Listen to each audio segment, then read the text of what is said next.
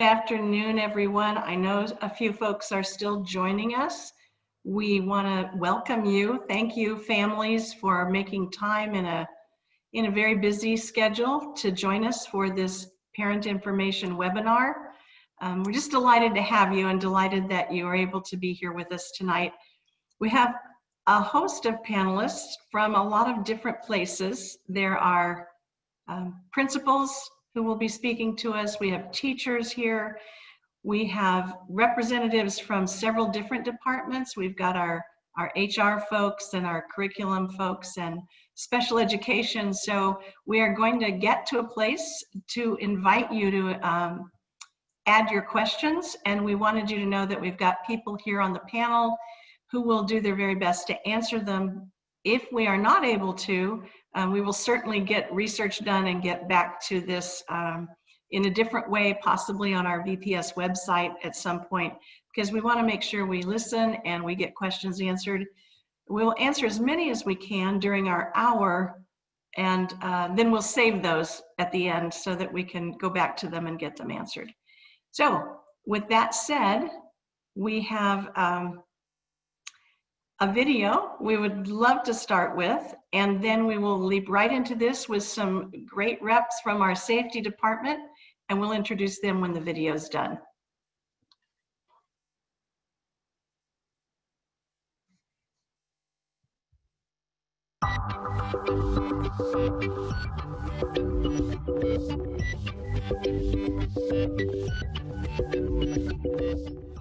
Hi, I'm Kendra Yamamoto, a teacher at King Elementary School. Vancouver Public Schools take student safety very seriously. Today we'll go ahead and look at what school will look like outside of the classroom. Distancing will be enforced throughout the school day, beginning at drop-off. Bus and car loading zones will be designated to allow proper separation of students. 6 feet of distance is required at all times in shared spaces. Face masks are also required in classrooms and common areas, including indoor and outdoor spaces. Basically, once you're on a bus or school grounds, your mask must be on. Parents can provide their own cloth masks, or students can use masks provided by the district. There may be special exceptions to the mask rule for medical or developmental reasons, but these exceptions will be rare. In the hallways, transitions and movement between rooms will be limited to avoid crowding. Hand washing and sanitizing is available at all times and will be encouraged frequently. Students will still have recess, but the mask and distancing rules will be enforced by staff members. All staff members have a duty to enforce mask and distancing rules. Lunch will also change. Students will eat in their classrooms, not in the cafeteria. Free breakfast and lunch will be provided to students who want them during in-person learning. For students on remote days, grab-and-go lunches will still be available at 8 sites. To reduce the risk of transmission of COVID-19 through the air, building HVAC systems will be pumping as much outdoor air as possible into buildings, and when possible, windows will be open to bring in fresh air. Common spaces like the front office have had plexiglass shields installed, and marked distances will help visitors maintain a distance while they wait. To get more information on the risk of students returning to the classrooms, you can find information at www.vansd.org.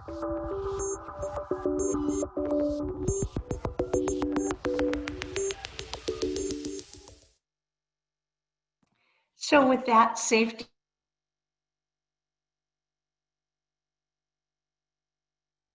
Lindsay Rogers, and they are going to start with some of the COVID-19 safety information that they have for us. Lindsay and Nicole. Thank you so much, Deborah, and good evening to everybody who is joining us. My name is Nicole Dautoso, and I'm the Facilities Planning Manager and the former Environmental Safety Coordinator here at the school district. My name is Lindsay Rogers. I am the current Environmental Safety Coordinator at the district. We are very excited to share with you the lovely plans we have put together. Let me just share screen here. All right. So it has been a collaborative effort putting together the mitigation and prevention and response plans. These are plans that have been developed over the course of the summer and have been refined to what they currently are now. Most recently, the plans were put directly onto the district website so that everybody has direct access to them. The plans are created in a Google Doc, but the link to the website is a live link, meaning that any updates we make on the Google Doc will be automatically updated to the website. So when you're on the homepage, you go to COVID-19, and you can click on health and safety protocols as well as any other information that has been placed there.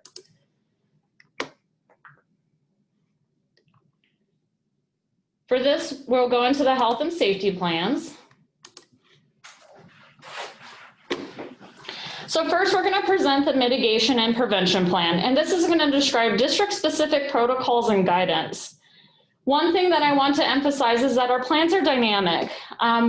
We have, even in the last few presentations, have been documenting things that will be updated, things that we need to have refined. And in addition to that, we're going to address any new guidelines, processes, or procedures from authorities having jurisdiction, such as OSPI, the Washington Department of Health, or Clark County Public Health, and anything that's identified by the school district. I'm going to go through just the basic table of contents, as I would love for everybody to take their time to review the information on their own.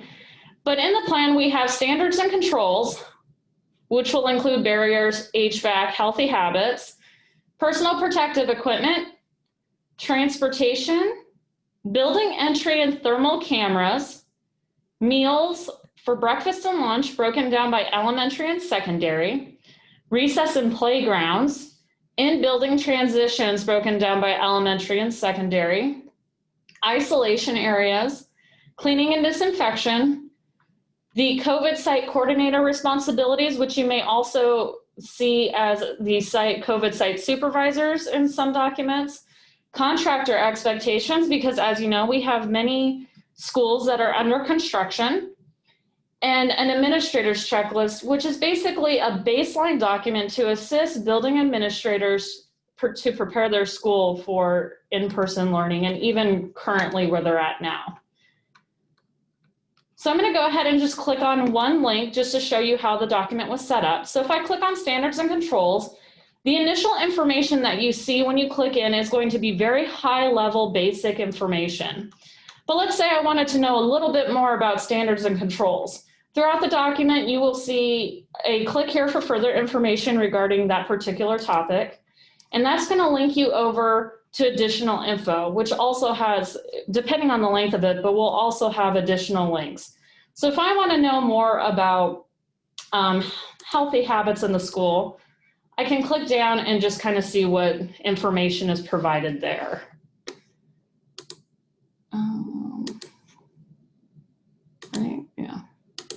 Get out of that. In addition to that, at the end of each section, we have included a frequently asked questions portion.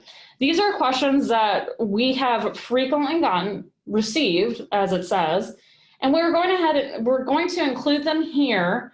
And essentially anything that we see that would be applicable to a lot of people and maybe not directly one building, we're just going to go ahead and continue to document here.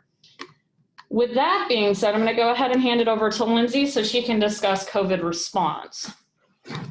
Okay, so Nicole was just discussing the mitigation and prevention plan. This is the response plan.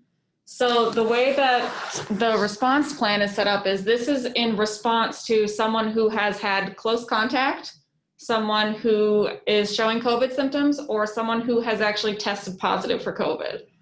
So it's set up in a similar way as the other one. I'm just going to scroll down through the document really quick. So zoom out a little bit here. So these are some really basic flowcharts that ESD 112 put together in conjunction with the Clark County Health Department. I'll just put it like that. So it's a very basic flowchart for how to respond in certain situations.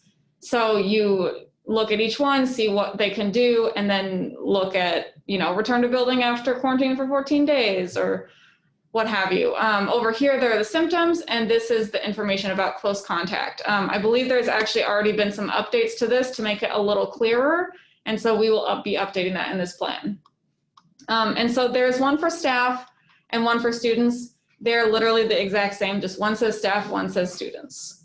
So if you keep going, if we actually do have someone who had close contacts, symptoms, or a COVID diagnosis, these are our response protocols. And so these are a checklist that the administrator can go through and make sure that they answer all of these things. We have gotten some feedback on a few things to make this a little bit clearer. One thing is to, for each bullet, address who, the administrator, or is facilities going to do this one, or is the county going to do this one? So we have 5 of these different tables. This first one is for a staff member or a student who has a positive screening protocol on arrival. We have on arrival with transportation present. Sorry for all the scrolling. On arrival without transportation present. During the school day for a student, during the school day for staff. And self-reported close contact diagnosis or symptoms for either staff or students. And it is important to note that although we will be heavily involved, the Clark County Public Health will be directing all action if there is a positive case. They're the ones who are going to be leading the charge, and we're going to be following their lead. So in all of the columns that say COVID diagnosis, there's this part right here that says refer to communications flowchart. So down here is our communications flowchart, which we are going to streamline and make a little bit better, because every time we present this, people have great input and great feedback for us. So what happens is the building admin, department lead, school nurse lets the COVID response team know. So that this is the phone numbers, and these are the people on the COVID response team. Myself, Nicole Daltoso, and Hillary Snicker are on that team. And then we go ahead and let communications know, who leads the charge on letting the community and the school know. We're going to streamline this a little bit and take out some of the, make it a little bit quicker so that communications handles a lot of these steps. So updates to that will be coming soon. So just as Lindsay had mentioned, a lot of, and just as we mentioned at the beginning too, these plans are dynamic. We have received excellent feedback from the building administrators, from staff who reviewed it yesterday, and just everybody who's been involved. We're not teachers, we're not principals, but so we can only speak to so much. So the feedback we have received and the collaboration has been much appreciated, and we're very excited to share this information to you all as well, in hopes of getting even more feedback to make this the absolute best that we can make it for our district community as a whole. And with that, I believe that's it. Yeah. Do you have anything else? Nope. All right, thank you, Deborah. Okay, thanks to Lindsay and Nicole for that information. And we are going to move to spend just a few minutes on actual hybrid instruction, and we're going to start with video.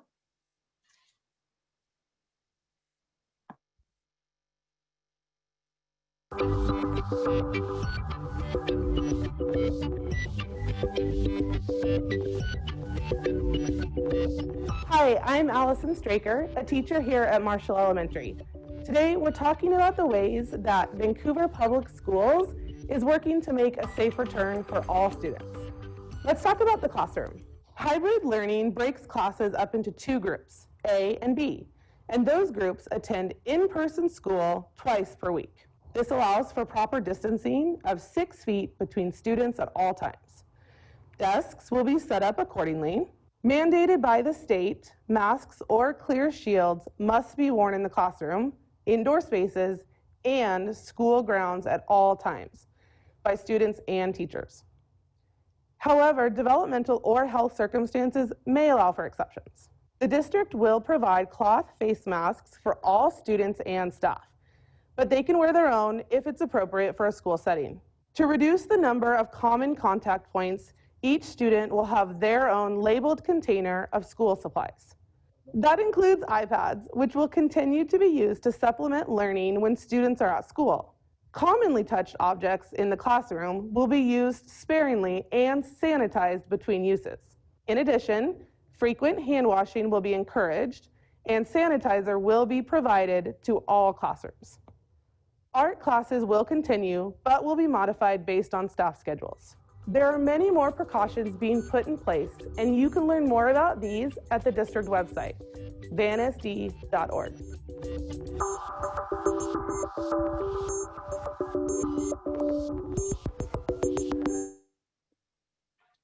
Okay, thank you.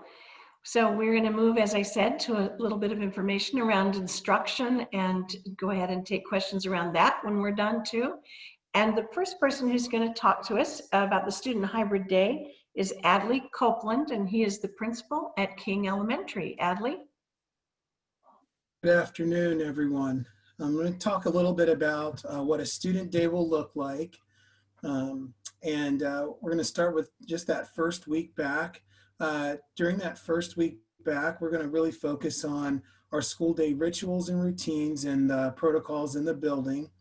The launch or instructional launch for each week will begin on Wednesdays, and this could include a little bit of assessment. It could also include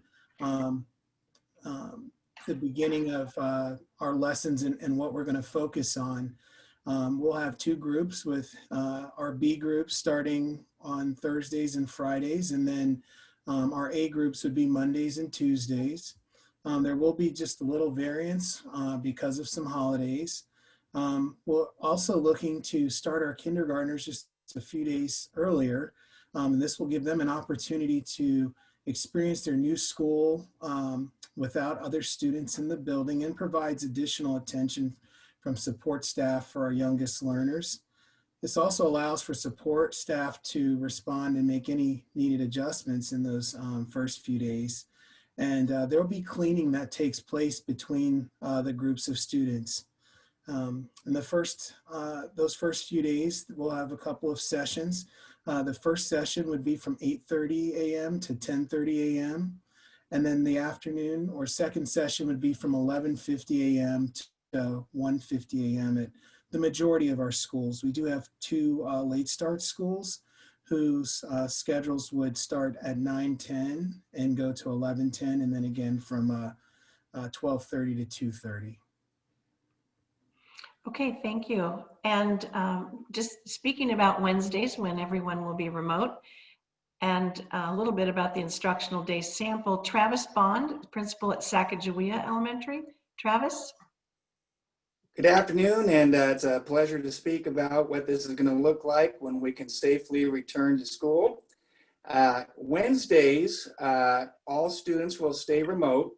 8:30 to 9 will be social emotional learning via Zoom, as we continue to do right now in remote learning.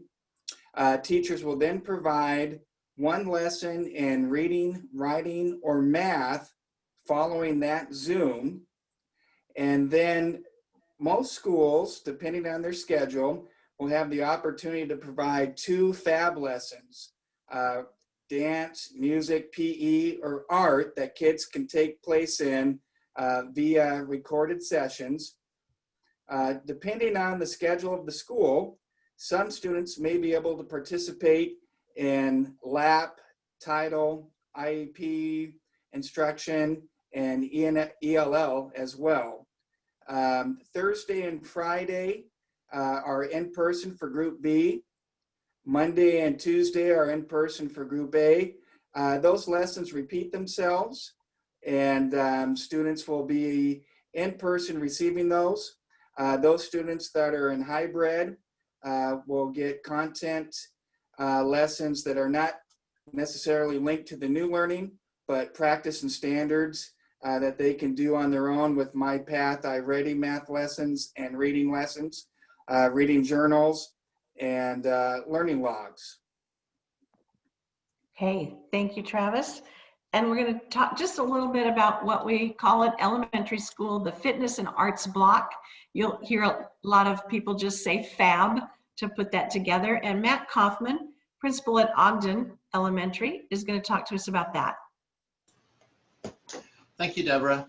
When we're looking at FAB schedules for students attending hybrid, students will be able to access one live in-person FAB block on their day that they come. So an A student would attend one live session either on that Monday or Tuesday, and then every student would have access to 3 recorded FAB sessions throughout the rest of the week. So students will still receive their 4 FAB sessions every week, but it will be up to individual schools to create their FAB schedules based on which teachers are available which days in their buildings.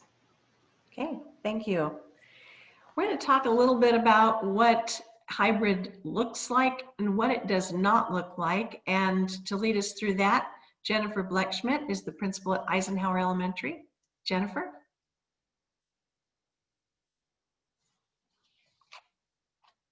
That mute's always good. Thanks, Deborah. Good evening, everyone. This is just a goal to create a shared understanding of what it looks like to be access to in-person instruction. So those things would include, while we have students on those on days, short periods of instruction from the teacher to the whole class, or it could be to smaller groups or parts of the class. Students certainly interacting with one another while distancing, and the whole class, or within small groups, any of those things. Students working on assignments, receiving support from the teacher or from a paraeducator. Teacher office hours when students are working independently, and students or families have access to ask questions and to get support. It could look like small groups or one-on-one instruction during that time. Also, other opportunities for students, families, and teachers to interact around academic or social emotional learning. So those are the in-person does look like descriptions. Access to in-person instruction does not look like, we wouldn't see students sitting for 5 hours continuously on a computer. We wouldn't see long periods of lecture over a period of time. And then finally, 0 in-person instruction from the teacher, including arts block opportunities. So those are what does not look like. Thank you so much, Jennifer. And then our last slide, and then we will get a little more a conversation, I hope, with some of our teachers who are here with us tonight, and as well as get to your questions. But remote learning during hybrid, in other words, what if I choose as a family to stay in remote learning? What does that look like? And Bobby Ginty, principal at Marshall Elementary, is going to talk to us about that. Bobby. Thank you, Deborah. We know that some families will choose to stay remote when we move to a hybrid model. And for those families, there will be some changes to what the school day looks like right now.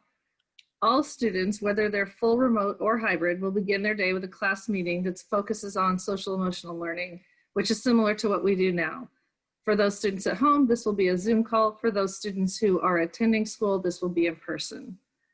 For students remaining full remote, the remainder of the day will include review assignments, much like the students at school will be getting, activities provided for the week for the class, MyPath lessons, which are based off of a diagnostic assessment that we give in our school district 3 times a year, independent reading, other online activities from platforms that we already use in our school district, other things like interactive notebooks, opportunities for writing.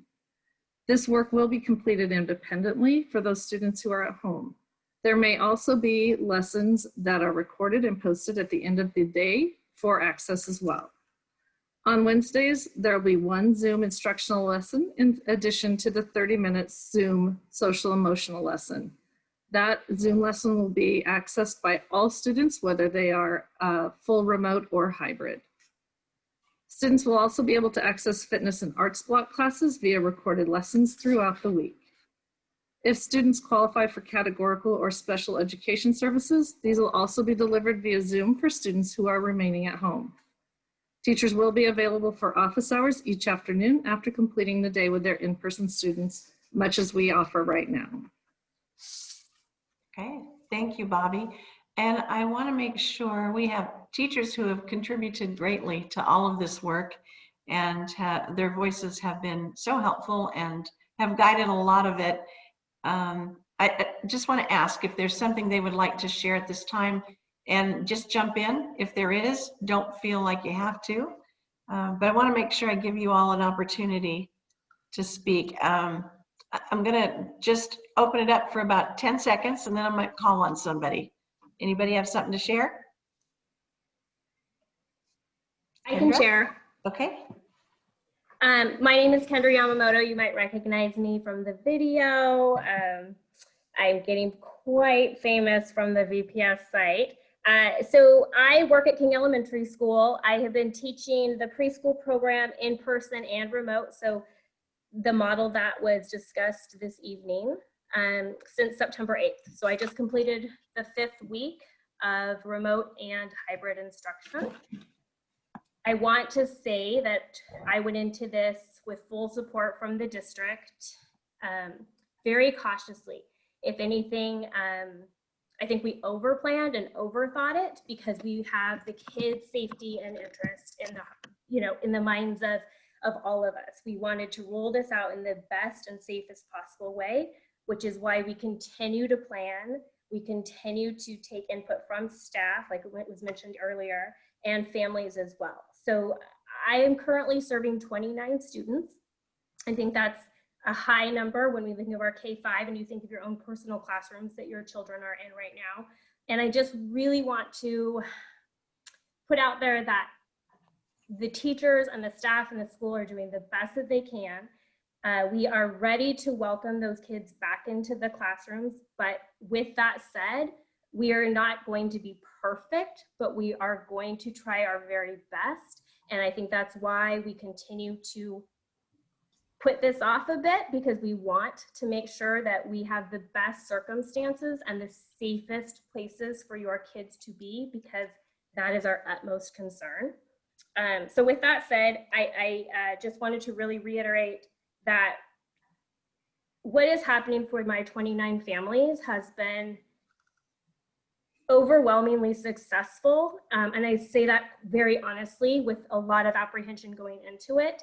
I know a lot of parents have concerns. I'm a parent myself. I have 3 kids in the district and I get it.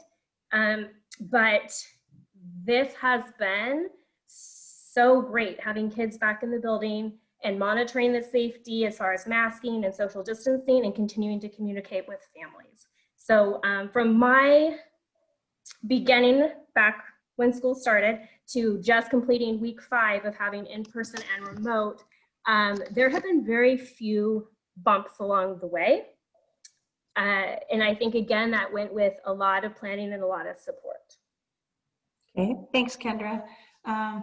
Anybody else? Allison, I know that you'd also had some thoughts around welcoming kids back. Anything you want to share? Yes, and I'm Allison Straker. I'm a teacher at Marshall, which you also may have noticed on the other video. I just want to piggyback on what Kendra was saying. For sure, we definitely want to make sure that as moving forward, all of these safety guidelines are put in place, and the district is working so hard to do that and prepare for that. I know as a classroom teacher, the amount of support that I can give those students when we go back to hybrid is just going to be so much more than what I can give them now. It also is going to give me an opportunity to give the students some work. So even when they are remote or at home on those days they're not in the classroom, some maybe paper pencil work or some projects where we know that screen time is so much right now. And they need some of those other types of work and practice. And I know hybrid will allow for that. It will also allow just to differentiate so much more. I have students who need to be challenged and are at that high cap level, and I can give them those things when we're in hybrid. And also the students who need my extra help, where I can sit in a small group in the classroom, safely distanced, and be able to provide those services as well. So again, I know we're not going to do this until it's completely safe, but I'm so looking forward to having those students and just being able to, see them again in person as well. So thank you. Thanks, I appreciate that. And I want to make sure any other teacher who wants to say something gets that opportunity. So, Willie?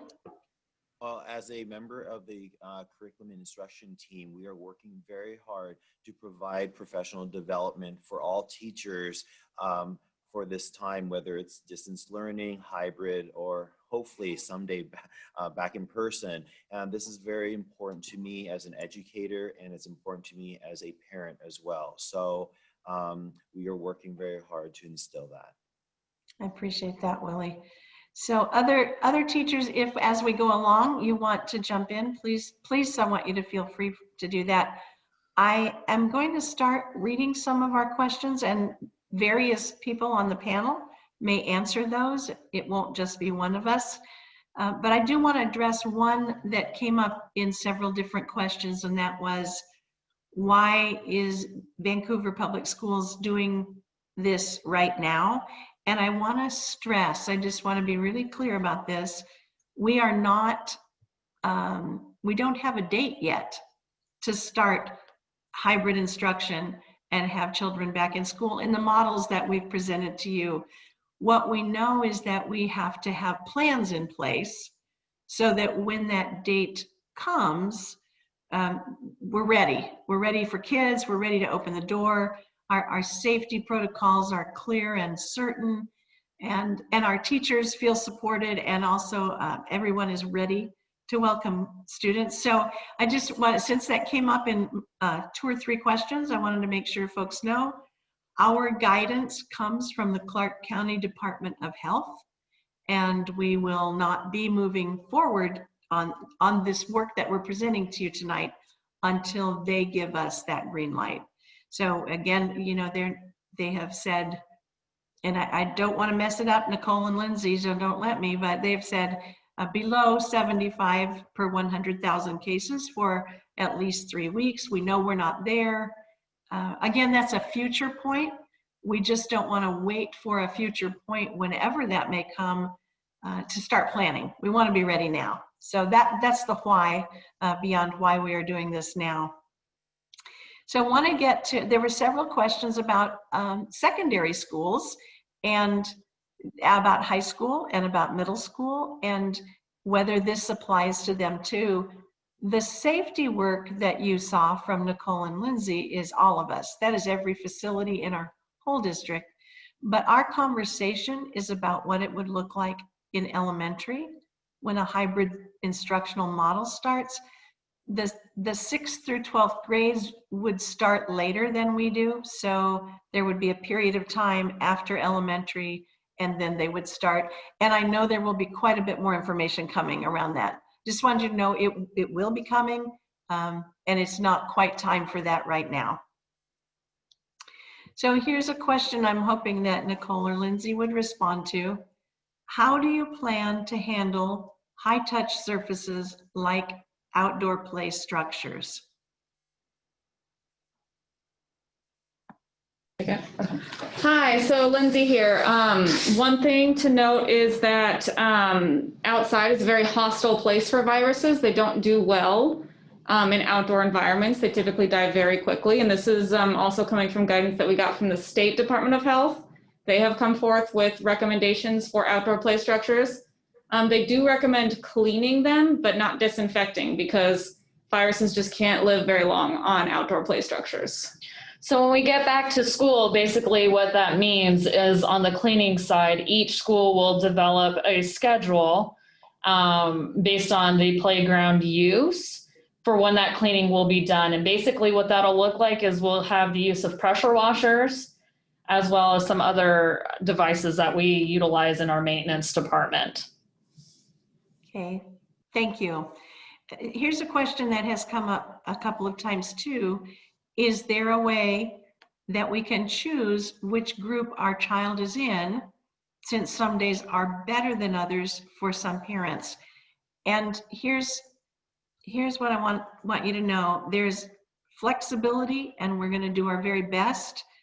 The initial assignment will be made, and we do that around bus transportation and family groups, and for all the reasons that we try to find and predict that would be helpful to you. But there will be some flexibility with your principal. And you know, if you find that your child is in an A group and what you need for your family is B, I would just urge you to call your principal, and they will do their very best, within, of course, keeping classes small, to get you where you need to be. We want to do our very best to work around family schedules wherever possible. So I want you to know that's the goal, and to let your principals know. So I want, this is a good question, and I think I'd like Matt Greco to weigh in on it, and then we're going to give maybe a little more information. The question is, for students remaining in remote learning, I understand they will only receive 30 minutes of instruction per day. I think that they may mean Zoom live. If they connect to the classroom via Zoom for the first 30 minutes, why can't they receive the rest of the daily instruction via Zoom? And before Matt answers, I want you to know that we are absolutely exploring that. We haven't started this at this point, and we're looking into every possibility of support. But Matt, you might have a little more of a technology input on that. Okay. Right now, a lot of teachers are in the buildings teaching, and they're currently using their cameras for writing, the document camera, and showing that along with the web camera. It is very possible for the teacher to continue teaching in the classroom where they are, and either by moving the camera, focusing on their teaching to allow them to instruct the kids in the classroom and in front of the classroom, or on through the Zoom from home in both those situations. So, and we're working on increasing bandwidth on our Wi-Fi to increase, or to be able to capacity or allow for the teachers in the schools all at once to have a Zoom all at one time. And so it's all being worked on as far as that side, but teachers currently are doing a lot of this already. And I know a lot of them are looking forward to seeing students in the way to accommodate both those students at home and in the classroom. Yes, thank you. So we just want you to know, as we're working on this, we're exploring all the possibilities. We're continuing to strengthen the ideas that we have and the approaches that we can produce when the time comes, whenever that is. I do want to respond to this one because I hear you on this. It says, too much information, too fast, and is there a one-page document with the info on hybrid days? So what I want to point you to is our district website, and it has the parent and family handbook. And in that handbook, there's a section on hybrid, and some folks have worked on that for us so that the front of the document has links. You can just click directly on hybrid and get that information, because I agree with you, there's a lot of information. We want to make sure you get that. There are also some questions about the video itself, the webinar tonight.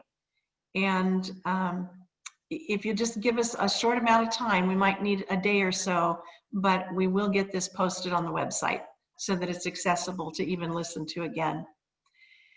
So I wanted to ask this question from someone that says, are the in-person days half days or just the initial start? Does a principal want to answer that one? I'll go ahead and answer it, Deborah. Okay. The in-person days would be full days similar to what we have right now. So the school day would be from 8:30 to 1:50. There is still some exploring about what those first 2 days would look like for kindergarten as far as that attendance that hasn't been completely decided upon. But the rest of the days would be 8:30 to 1:50. Okay, thank you. And I'm going to condense a couple of questions because they're very similar. If a child is out of town on that in-person day, and then there's another question that says, if a child needs to stay home because of quarantine on an in-person day, can they log in remotely? Principals? I'll go ahead and take that one. Absolutely, just as we're doing now for attendance, the same procedures would apply. So just letting the teacher know via email, via text, and having the student log on, but certainly making us aware that the in-person won't take place because of, whatever reason, just as we normally would. So absolutely. Yeah, thank you, Jennifer. And I think it's a great question, because with the work that teachers are doing working so hard to make sure remote is as good as we can possibly make it, it does offer more options for someone who's out of town or can't be at school. It's kind of a hidden little plus to this. Someone who says, will hybrid be a required model, or can we still choose the remote option?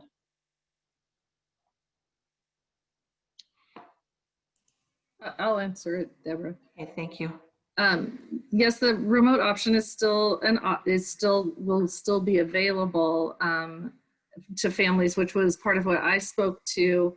It will just look a little bit different, but yes, parents can opt to keep their students home. Thank you. And then this next one is close to that, but a little different. Can parents choose for their student to go hybrid or go remote at any time? Or, yeah, go ahead. I can answer that one. Yeah, the goal is for parents to be able to pivot and make a decision that's best for their family based on the pros and cons of each situation. We understand that, you know, with COVID-19, there's a lot of dynamics with job loss, families combining together. If there's a health concern in the home that arises during this, families need to be able to pivot and make a decision on what's best for them. So both remote and hybrid will be an option. Thank you. And I don't know if Nicole and Lindsay, if you feel like you can answer this or if we need to do some more work on it, but the question is, you mentioned notifications will be directed by the county. Given that the county is currently 3 to 7 days behind in communicating, how will the district ensure communication as quickly as possible? Hi, yeah, great question. So when it comes to the school district, it's never taken more than a couple of hours for the county to get back. They definitely see us as a priority. We're a very important entity in the community. And so it's never been more than 2 hours before we get notification back from them. Sometimes some of the little pieces can take a little bit longer, but the overall big notification pieces, Clark County Public Health has been very good about getting in contact with us right away. We are definitely a priority to them. And also want to quickly clarify too, that when a case does come in as positive, a notification will be sent by the district communications office that same day to both the affected staff and the students or the families associated with that school. Thank you. Yeah, thank you. Because there are several questions that still are, they're asking about when this would start, I want to just re-emphasize that we will not be starting until we have a green light from our Department of Health. So what we are doing tonight and all of these weeks is just getting ready so that we're in the best place possible whenever that happens. We just don't know when that will be yet. Here is a question that says, will students have different teachers when the school model changes? So if it's okay with everyone, I'm going to answer this by saying it's possible. It is certainly not, it's not the plan. It's not that we're saying, boy, you're going to have a new teacher if you choose this, but should a teacher need to be on leave or should something change in a teacher's life, as sometimes happens for all of us, it is possible that you would have a different teacher. And if that were to happen at that point, you'd have communication from your principal, from your teachers, and we'd certainly make it as smooth a transition as possible. Again, that's not our goal, but we know that those things can happen sometimes. Deborah, can I share a quick little bit? So one of the things that's also really important to note about our curriculum department this year, and our district has committed resources to a tool called MyPath. And I don't know that that's been mentioned tonight, but the beauty of that tool is that it allows for differentiation for students, specifically on a non-hybrid day that is at your student's instructional level through the diagnostic assessment that they're taking 3 times a year. So as a parent, that's certainly something I would want to know is how is my student receiving instruction at their level? So Nathan, would you take just like a minute or two to share how that feeds down to a classroom level? Sure. Hi, I'm Nathan. I teach at Eisenhower. And using MyPath is kind of the second step to the iReady diagnostic that your child just took. And so it provides a learning pathway for reading and math where we can monitor and support your child and support them and celebrate the growth that they're making. We can also accelerate their learning pathway. So as they are working through a problem, they can, we can see how they're doing over the course of several lessons, move them ahead. In my classroom, I've been able to see as students have started using MyPath, they've come into our Zoom lessons and saying, oh, I'm using this, or I learned this strategy in my PATH lesson. So it's really supporting the work that we're doing in the classroom as well. So even though it's not live instruction, it would give your child the chance to develop reading skills and math skills at their level. Thank you. That's great. Great information. Next question, and I expect a couple of principals maybe from, especially in buildings that are brand new for this year or in the last 2 years, might want to answer this. Will classes be able to be hosted outside in the outdoor classrooms or take chairs outside when weather is conducive? I can take that. I'd be, Yes, our new buildings in particular are set with outdoor learning spaces, and weather permitting, I think there'll be many teachers who look to take advantage of sending their classes outside, and beyond just the new buildings, I think in all of our buildings, teachers would take advantage of that should the weather permit. I'd add too that it would make sense for Fab, when possible, to be outside as well. PE, creative movement, those are great opportunities for students to be outside and moving. Okay, thank you. So yes, it was a great question, and we would absolutely be working toward that. There are several questions about bus transportation, as in, will that be happening? Will it be available? The answer is yes. We will have busing. If your student typically rides a bus, that will be available. Just wanted to make sure that I said that. Let me read this next one. If we choose not to do the hybrid now, do we get to stay in a magnet program? Is there a principal that wants to answer that? Would you like me to? I can answer that, Deborah. Okay, thank you.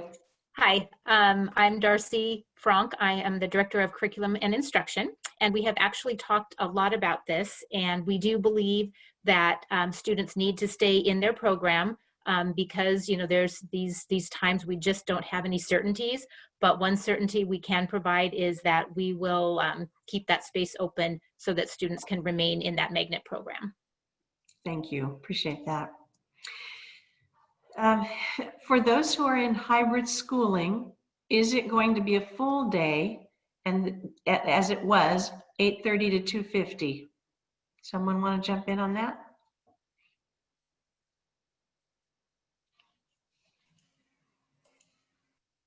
I can take that. The school day will be an hour shorter. The student day will end at 1:50. So think of an early release like we typically have on Mondays, but every day. Okay, thank you. Are masks 100% required for all children and staff, or are there exceptions?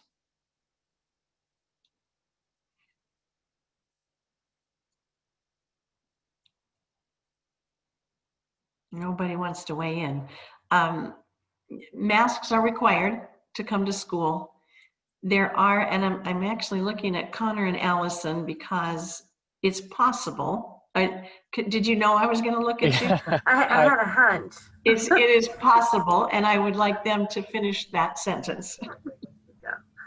So it's possible that if a student's disability prevents them from wearing a mask, that they may not at times. We are working with our staff in developing social stories and working with related service providers to help us teach those kids to wear a mask. We do have some students that are medically unable to, and so we've provided face shields for them, but we are attempting to do all we can to make sure they're masked.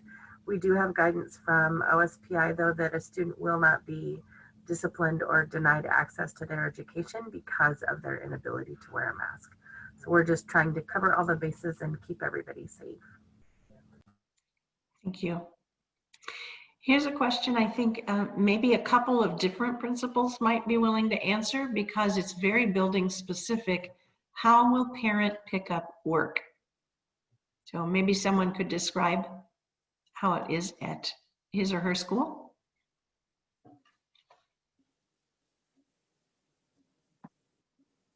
I'll just start. Okay. We have a circle that we have that will remain much the same. So once we get the green light from Clark County Public Health to move forward, for our families, our associate principal and myself plan to have question and answer Zooms for our families, but then also make our own specific video. Most of our parents already know that process, but our new kindergarten parents and students new to us will not. So that's our plan, to communicate specifically a variety of things for our building. Got it. Anyone else on that one? Sure, I'll piggyback on Okay. that. We're opening a new site this year, so our procedure will change. We'll also have a video that goes out to our parents, since a lot of our pickup procedures are building specific. But we will have our students socially distanced while they're waiting for their parents in an open space, so they won't be in a confined space. So plenty of fresh air, and they'll still wear their masks until they get into their vehicles. Okay, thank you. And as our principals just said, every single school is working hard on what that individual and unique plan would look like. And they have some time, since we don't know when we are opening, and they will make sure those plans are in place. And principals are already working hard on that with the teams in the building. So here's a question about meals. My boys are vegan. Will they be able to bring meals from home? Or will schools have alternative options for meals? I know, I should know the whole answer to this. I know that the school district makes an effort to provide those things. For instance, students who have special meal requirements or are vegetarian and other things like that. So I don't want to take that off the table, but I also want to say to you, yes, to bringing something from home if that's what they prefer.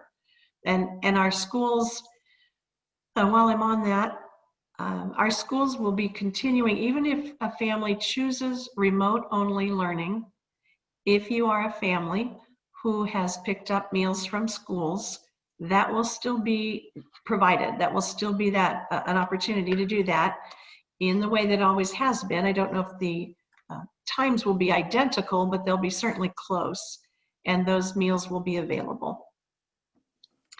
So I don't know, teachers or principals, whoever wants to take this one, it's a good question. How will the curriculum and schedule, particularly tests and quizzes, account for the fact that remote-only students will effectively be one day behind via the recorded classes? Anybody want to answer how that's going to work? Sure, I can take that. Thank you, Nathan. During this time, we are trying to be as flexible as we can be within our classrooms. And so if it means that we need to adjust our assessments or have an assessment go for a range after we have finished a lesson, we would go ahead and do that for students. Absolutely. Thank you. Appreciate it. I'm reading the next question, just to clarify. If a family chooses to have a child stay remote only, will they be able to stay with their regular teacher and a member of their regular school? I'm wondering if one of the principals would want to answer that. It's okay if you don't, I will, because this also goes with several questions we've had on our list today about whether or not the choice is to go to the Virtual Learning Academy if you're remote only. And while Virtual Learning Academy is a choice for parents to make, if that's the right one for you, it is not the only choice. If you want to choose to stay remote, you would choose to stay connected to your school where your student is now and your student's teacher. And the only thing I have to stop short of doing is absolutely promising that there would never be a change, because as we said before, there are times when teachers have to make different decisions. And if that happened, then we would make sure that you had a different teacher. So that is not our goal, but it is just a possibility. Let me see, next one. A child in my son's classroom is continually visiting California for group gatherings. Her mother is a teacher at his school as well. My question is, what is expected of teachers outside the home? So while we are not, I mean, we don't, that would not be something that we would direct or guide. I do want you to know, in conjunction with that, that our staff would have the same attestation process and the same, symptoms process that we would be checking on daily. So wanted you to know that that safety extends to staff too. This question says, is hybrid learning or will hybrid learning be optional? Anybody want to answer that? Well, I think that once we move to the hybrid model, we've talked about being remote only as an option for that. Once the numbers, as you've said, Deborah, once the numbers in the county allow for it, we are looking at going back to a hybrid model. Yeah, thank you. Here's a question that asks, did I understand correctly that the in-person days during the hybrid schedule will have a break between the days? And I'm certain that a principal can answer that question. I'm happy to. Yeah, Wednesday's the break, the instructional launch day. However, it's also an opportunity for students that need additional services to receive that if that works for that student and that building schedule. Thank you. If we need to stay full remote, how long can we do that with an 8th grader and not lose our space at a choice school like ITAC? And I am going to say that there is no plan to not have you have that space this year. I think that there is no date. There's no date by which you can no longer stay remote.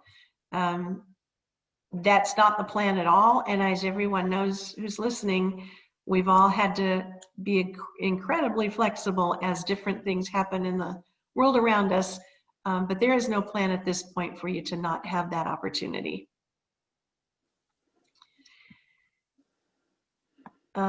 We may only have time for one more. Some of them, I'm sorry, I'm skimming and thinking that we've answered them in other ways. How many students would be in a class? Anyone want to talk to that one? And that might be the last one we have time for. I'm happy to talk to that, Deborah, real quick. We actually received some schematics from the district earlier that show the number of students that we could safely have in our classrooms. So I can speak to my own school. In most of my classrooms, that's around 12 students that could be socially distanced at least 6 feet apart based on the furniture and desks that we have in our classrooms. Thank you. I appreciate that.